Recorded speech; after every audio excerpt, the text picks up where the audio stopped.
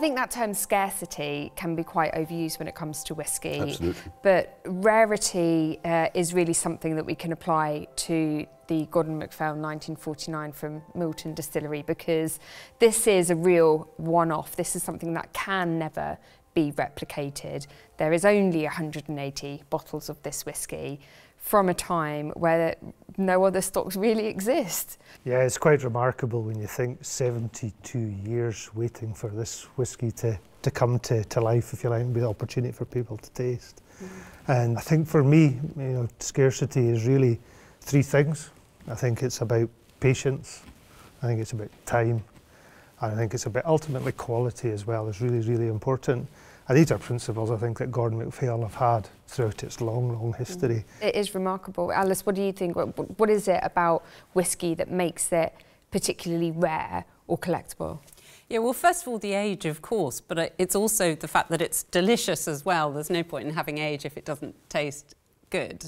Milton is like a secret handshake, I suppose, amongst whisky lovers, isn't it? It's also, of course, the oldest licensed distillery in the Highlands.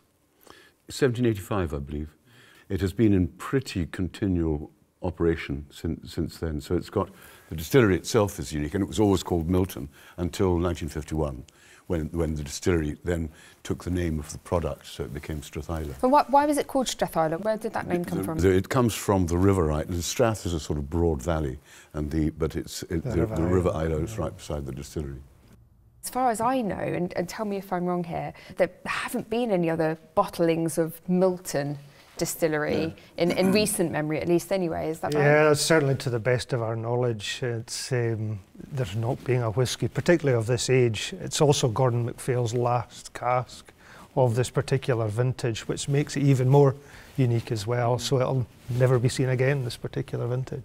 In your opinion, does this make a good investment opportunity? You know, the investment potential of this whisky is undeniable, but I think the more important thing is to drink it and savour it. So I would suggest buying, in an ideal world, one to drink and one to keep. When people talk about sort of these two very popular terms at the moment, people talk about luxury and they talk about investment, and like for me they're actually two very, very different things. So there's this idea that you could look at a bottling like this and go, okay, it's very, very rare, and therefore it's scarce. People are going to hopefully drink some of these, and therefore it's likely to appreciate. But on the other hand, you have this idea of something being luxury. But for me, I can think of no more sort of special and indulgent experience than tasting a whisky that's this snapshot in time, this rare, rare liquid that's absolutely delicious with people you like. This whisky here that we all have in our hands is the oldest bottling of Strathisla ever released. That's right, isn't it? Yes, a very rare opportunity to literally purchase a piece of Scotland's liquid history. Gordon MacPhail has a very rich history of releasing some fantastic, well-aged whiskies, but what else can we expect from the company in future? We do have casks maturing from the 1940s, 1950s. I think they are living experiments, so we will see how far age will take them. But the really, really important thing when making these decisions is about quality. And quality cannot be sacrificed for age. I very much enjoyed sampling this piece of living history with all of you.